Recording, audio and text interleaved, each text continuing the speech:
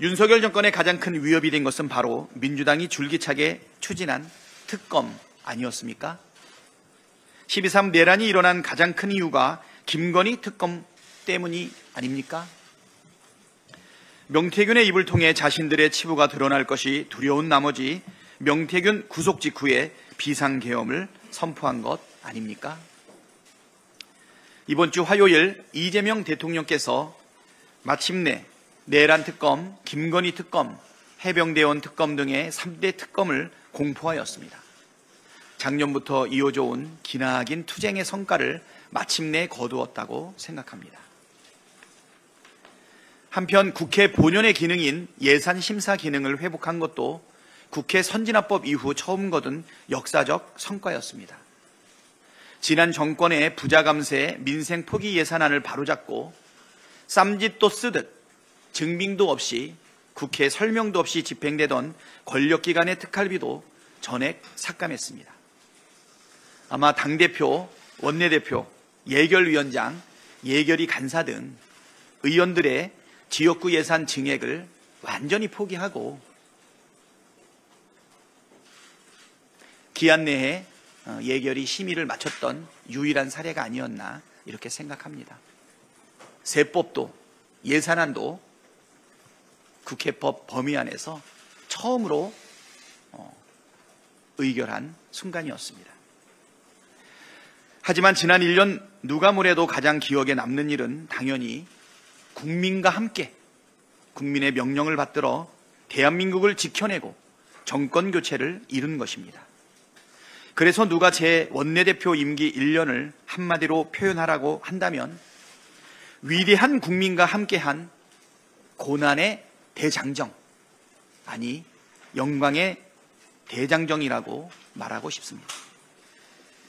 2024년 12월 3일 밤 윤석열의 비상계엄 선포, 국회 담장을 넘어온 190명 의원의 전원 찬성을 통한 계엄 해제, 12월 7일 윤석열 탄핵소추안 1차 표결, 108명의 국힘당 의원의 이름을 국민과 함께 한 명 한 명 호소했지만 투표 불성립이 이루어졌고 12월 14일차 2차 표결에서는 재석 300명 중 204명의 찬성으로 탄핵안이 가결되었습니다. 12월 14일은 100만 명이 넘는 200만 명에 달하고 있는 시민들이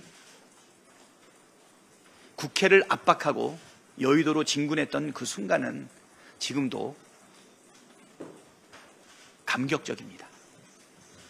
모든 권력은 국민에게 있다는 것을 분명하게 보여주었던 12월 14일이었고 지금 생각해도 기적이라고 생각이 됩니다.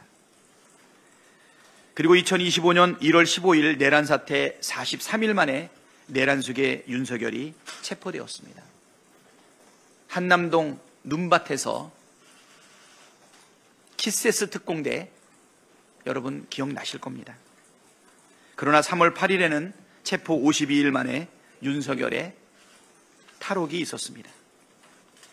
이후 국회와 광화문 광장을 12일간 100km가 넘는 도보 행진으로 오가며 파면을 촉구하며 비상행동을 한 달 내내 이어왔습니다.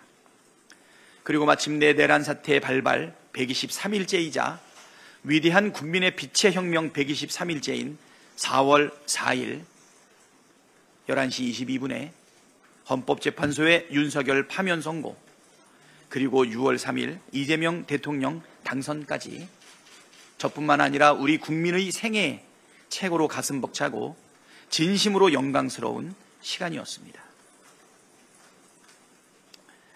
제 곁에는 언제나 주권자 국민 여러분이 계셨기에 국민만 믿고 끝까지 달려올 수 있었습니다.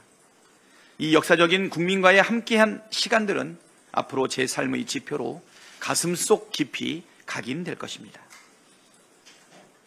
그런데 지금 돌이켜보면 윤석열의 파면은 필연이 아니었나 이런 생각이 듭니다.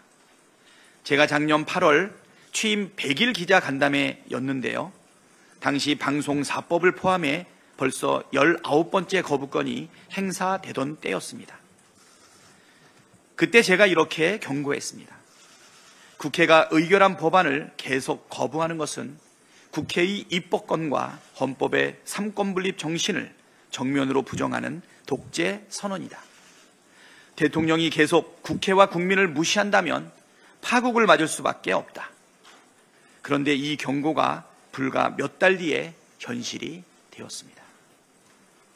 윤석열 파면의 원인은 너무나 명확합니다. 오만과 독선의 폭주를 멈추라는 국민의 엄중한 명령을 모조리 무시한 채 국민을 두려워하지 않고 국민을 배신했기 때문입니다.